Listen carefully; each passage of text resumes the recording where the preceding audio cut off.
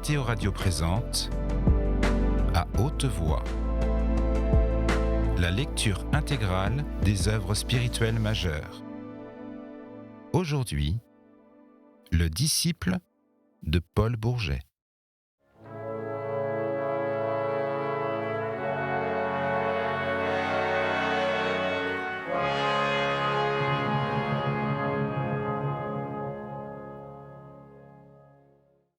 Voilà sous quelles apparences se présentait ce savant, dont toutes les actions furent dès le premier mois aussi méticuleusement réglées que celles d'un ecclésiastique. Il occupait un appartement de 700 francs de loyer, situé au 4e, et composé d'une chambre à coucher, d'un salon de travail, d'une salle à manger grande comme une cabine de bateau, d'une cuisine, d'une chambre de bonne, le tout donnant sur le plus large horizon. Le philosophe voyait de ses fenêtres l'étendue entière du jardin des plantes, la colline du Père-Lachaise, très au loin, dans le fond, à gauche, par-delà une espèce de creux qui marquait la place de la Seine. La gare d'Orléans et le dôme de la Salpêtrière se dressaient en face de lui, et à droite, la masse du cèdre noircissait sur le fouillis vert ou dépouillé, suivant la saison, des arbres du labyrinthe. Des fumées d'usines se tordaient sur le ciel gris ou clair, à tous les coins de ce vaste paysage d'où s'échappait une rumeur d'océan lointain, coupée par des sifflements de locomotives ou de bateaux. Sans doute, en choisissant cette thébaïde, M. Sixte avait cédé à une loi générale, quoique inexpliquée, de la nature méditative. Presque tous les cloîtres ne sont-ils pas bâtis dans des endroits qui permettent d'embrasser par le regard une grande quantité d'espace ? Peut-être ces vues démesurées et confuses favorisent-elles les concentrations de la pensée que distrairait un détail trop voisin, trop circonstancié.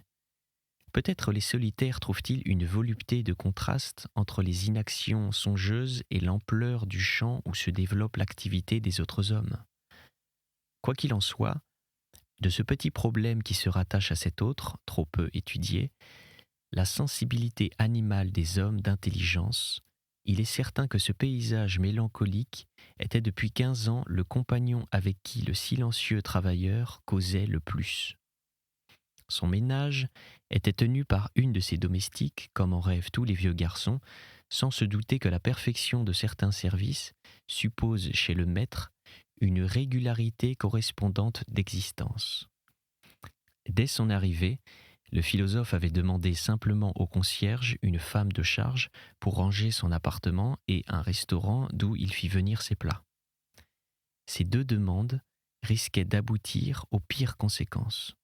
Un service fait à la diable et une nourriture de poison. Elles eurent ce résultat inattendu d'introduire dans l'intérieur d'Adrien Sixte précisément la personne que rêvaient ses vœux les plus chimériques, si toutefois un abstracteur de quintessence, comme Rabelais appelle cette sorte de songeur, garde le loisir de former des vœux. Ce concierge, d'après les us et coutumes de tous les concierges dans les maisons à petits appartements, augmentait le revenu trop faible de sa loge au moyen d'un métier manuel. Il était cordonnier en neuf et en vieux, disait une pancarte collée à la vitre de la fenêtre sur la rue. Parmi ses clients, le père Carbonnet, c'était son nom, comptait un prêtre domicilié rue Cuvier.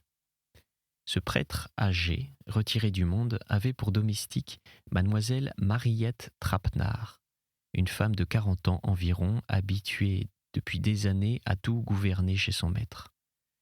Avec cela, restée très paysanne, sans aucune ambition de jouer à la demi-dame, rude à l'ouvrage, mais qui n'aurait voulu à aucun prix entrer dans une maison où elle se fût heurtée à une autorité féminine.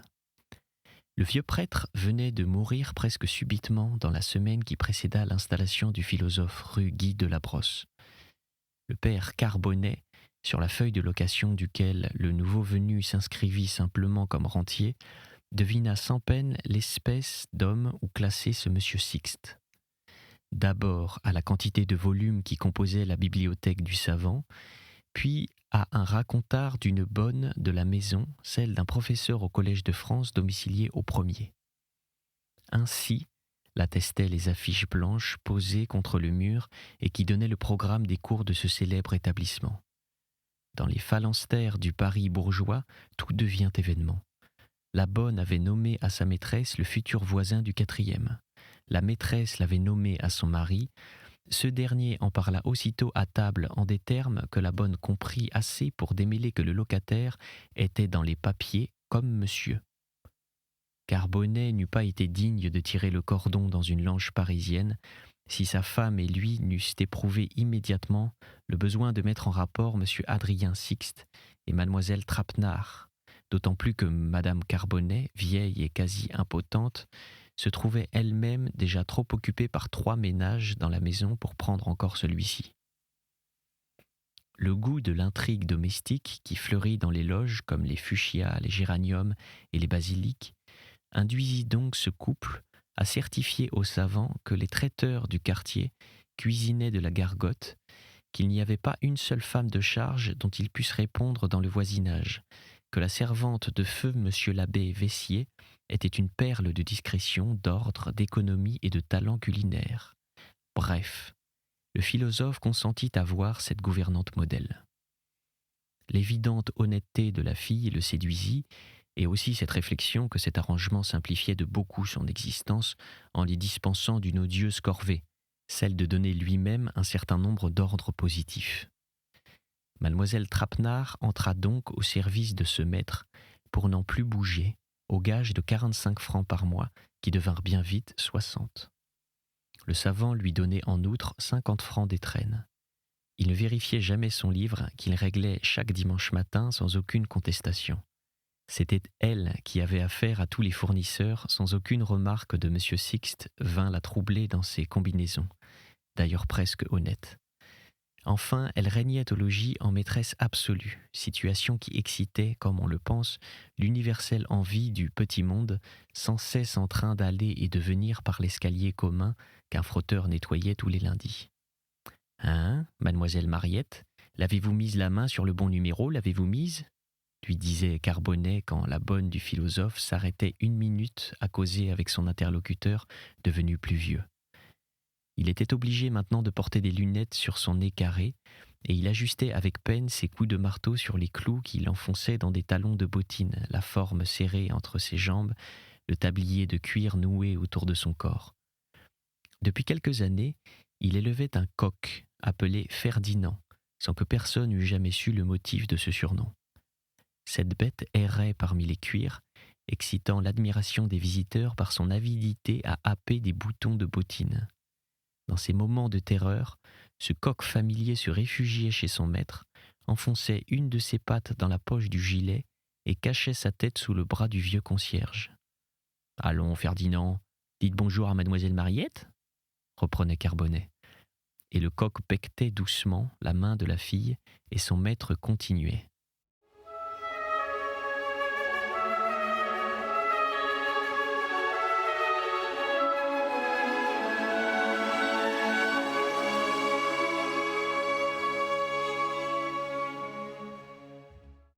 Je dis toujours, ne vous désespérez pas d'une mauvaise année, il en viendra 2 tout de suite, et aussi des bonnes. Elles se suivent, comme Ferdinand suit les poules, n'est-ce pas, Gourgandin ?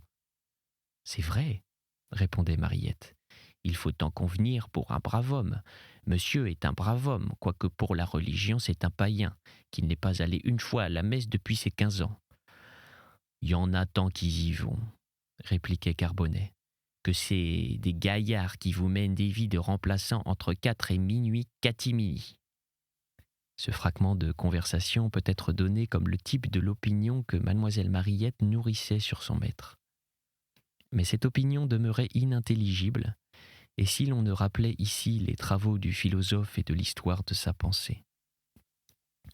Né en 1839 à Nancy, où son père tenait une petite boutique d'horlogerie et remarqué de bonne heure pour la précocité de son intelligence, Adrien Sixte a laissé parmi ses camarades le souvenir d'un enfant chétif et taciturne, doué d'une force de résistance morale qui éloignait dès lors de la familiarité. Il fit des études d'abord très brillantes, puis moyennes, jusqu'à ce que dans la classe de philosophie qui portait le nom de logique, il se distingua par des aptitudes exceptionnelles. Son professeur, frappé de son talent de métaphysicien, voulut le décider à préparer l'examen de l'école normale. Adrien s'y refusa et déclara d'ailleurs à son père que métier pour métier, il préférait à tous un travail manuel. « Je serai horloger, comme toi », fut sa seule réponse aux objurgations de son père, qui caressait comme les innombrables artisans ou commerçants français dont les enfants fréquentent le collège, le rêve pour son fils d'un avenir de fonctionnaire. Monsieur et Madame Sixte, car Adrien avait encore sa mère, ne pouvaient d'ailleurs reprocher quoi que ce fût à ce garçon qui ne fumait pas, n'allait pas au café, ne se montrait jamais avec une fille, enfin qui faisait leur orgueil et aux volontés duquel ils se résignèrent, le cœur navré. Ils renoncèrent à ce qu'il prît aucune carrière, mais ils ne consentirent pas à le mettre en apprentissage. Et le jeune homme vécut chez eux sans autre occupation que d'étudier à sa guise. Il employa ainsi 10 années à se perfectionner dans l'étude des philosophies anglaises et allemandes, dans les sciences naturelles et particulièrement dans la physiologie du cerveau, dans les sciences mathématiques. Enfin, il se donna, comme l'a dit de lui-même un des grands écrivains de notre époque, cette violente encéphalite, cette espèce d'apoplexie de connaissances positives qui fut le procédé d'éducation de Carlyle et de Mill, de M. Taine et de M. Renan, de presque tous les maîtres de la philosophie moderne. En 1868, le fils du petit horloger de Nancy, âgé alors de 29 ans, publia un gros volume de 500 pages intitulé « Psychologie de Dieu », qu'il n'envoya pas à plus de 15 personnes, mais qui eut la fortune inattendue d'un scandaleux retentissement. Ce livre, écrit dans la solitude de la pensée la plus intègre, présentait ce double caractère d'une analyse critique aiguë jusqu'à la cruauté et d'une ardeur dans la négation exaltée jusqu'au fanatisme. Moins poète que M. Taine, incapable d'écrire la magnifique préface de l'intelligence et le morceau sur l'universel phénoménisme, moins desséché que M. Ribot, qui préludait déjà par ses psychologues anglais à la belle série de ses études, la psychologie de Dieu alliait à la fois l'éloquence de l'un et la pénétration de l'autre. Et elle avait la chance, non cherchée, de s'attaquer directement au problème le plus passionnant de la métaphysique. Une brochure d'un évêque très en vue, une allusion indignée d'un cardinal dans un discours au Sénat, un article foudroyant du plus brillant critique spiritualiste dans une célèbre revue, suffirent pour désigner l'ouvrage aux curiosités de la jeunesse sur lequel passait un vent de révolution, symptôme avant-coureur des bouleversements prochains.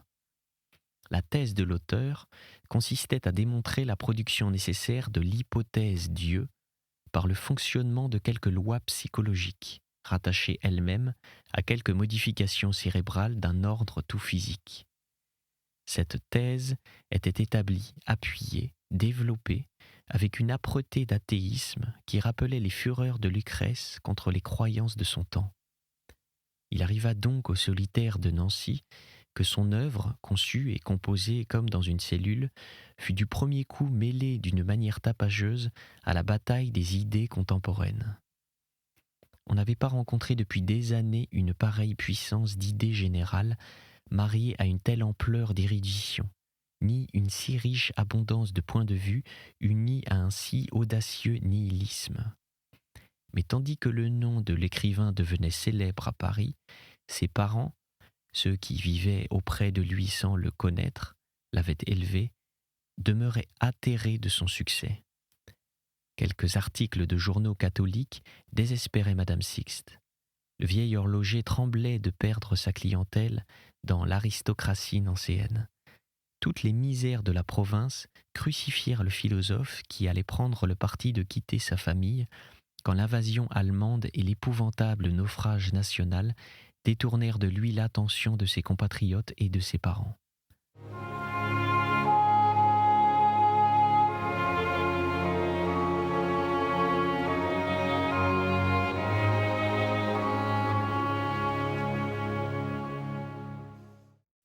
Dans l'été de cette même année, Adrien Sixte perdit encore une tante, et c'est ainsi qu'à l'automne de 1872, ayant réglé toute sa fortune, il vint s'établir à Paris. Ses ressources consistaient, grâce à l'héritage de son père et à celui de cette tante, dans 8 000 francs de rente placés en viager. Il était résolu à ne pas se marier, à ne jamais aller dans le monde, à n'ambitionner ni honneur, ni place, ni réputation. Toute la formule de sa vie tenait dans ce mot « penser ». Pour mieux définir cet homme d'une qualité si rare que cette esquisse d'après nature risquera de paraître invraisemblable aux lecteurs peu familiarisés avec la biographie des grands manipulateurs d'idées, il est nécessaire de donner un aperçu des journées de ce puissant travailleur. Été comme hiver, M. Sixte s'asseyait à sa table dès 6 heures du matin, lesté seulement d'une tasse de café noir. À 10 heures, il déjeunait, opération sommaire et qui lui permettait de franchir à 10h30 la porte du jardin des plantes. Il se promenait là jusqu'à midi, poussant quelquefois sa flânerie vers les quais et du côté de Notre-Dame.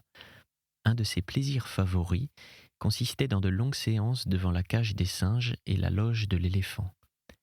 Les enfants et les servantes qui le voyaient rire, comme il riait silencieusement et longuement aux férocités et au cynisme des macaques et des ouistitis, ne soupçonnaient guère la misanthropique pensée que ce spectacle soulevait dans le savant qui comparait en lui-même la comédie humaine à la comédie simiesque, comme il comparait à notre folie habituelle la sagesse de l'animal si noble qui fut le roi du globe avant nous. Vers midi, M. Sixte rentrait, et de nouveau il travaillait jusqu'à 4 heures. De 4 à 6, il recevait 3 fois la semaine des visiteurs qui étaient presque toujours des étudiants, des maîtres occupés aux mêmes études que lui, des étrangers attirés par une renommée aujourd'hui européenne. 3 autres fois il sortait et faisait les quelques visites indispensables. À 6 heures, il dînait, sortait encore, allant cette fois le long du jardin fermé jusqu'à la gare d'Orléans.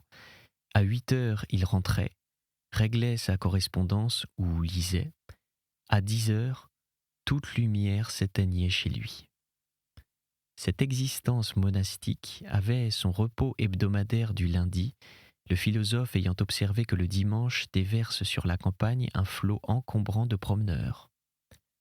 Ce jour-là, il partait de grand matin, montait dans un train de banlieue et ne rentrait que le soir. Il ne s'était pas une fois, durant ses 15 ans, départi de cette régularité absolue. Pas une fois il n'avait accepté une invitation à manger dehors, ni pris place dans une salle de spectacle. Il ne lisait jamais un journal, s'en rapportant pour le service de ses publications à son éditeur et ne remerciant jamais d'un article.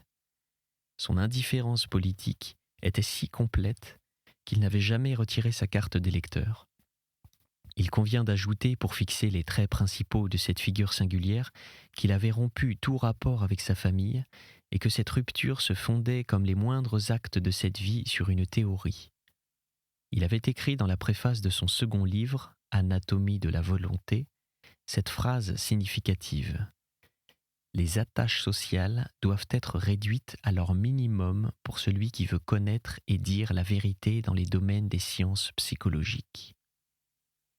Par un motif semblable, cet homme si doux, qui n'avait pas fait 3 observations à sa servante depuis 15 ans, s'interdisait systématiquement la charité. Il pensait sur ce point comme Spinoza, qui a écrit dans le livre 4e de l'Éthique « La pitié chez un sage, qui vit d'après la raison, est mauvaise et inutile. » Ce saint laïc, comme on l'eût appelé aussi justement que le vénérable Émile Littré, haïssait dans le christianisme une maladie de l'humanité. Il en donnait ces 2 raisons.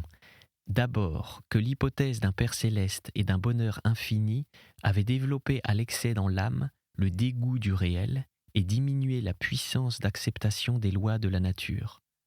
Ensuite, qu'en établissant l'ordre social sur l'amour, c'est-à-dire sur la sensibilité, cette religion avait ouvert la voie aux pires caprices des doctrines les plus personnelles.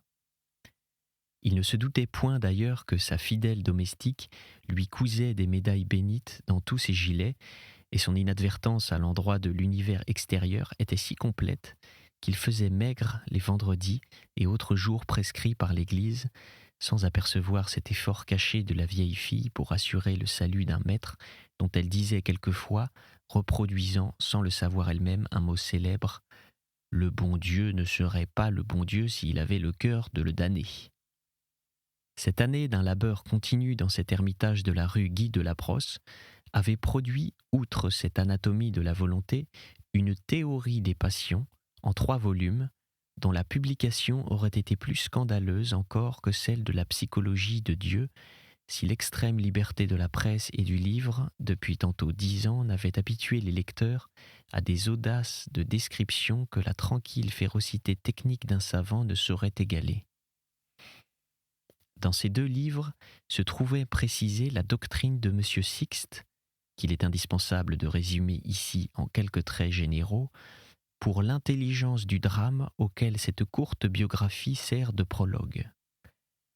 Avec l'école critique issue de Kant, l'auteur de ces 3 traités admet que l'esprit est impuissant à connaître des causes et des substances et qu'il doit seulement coordonner des phénomènes.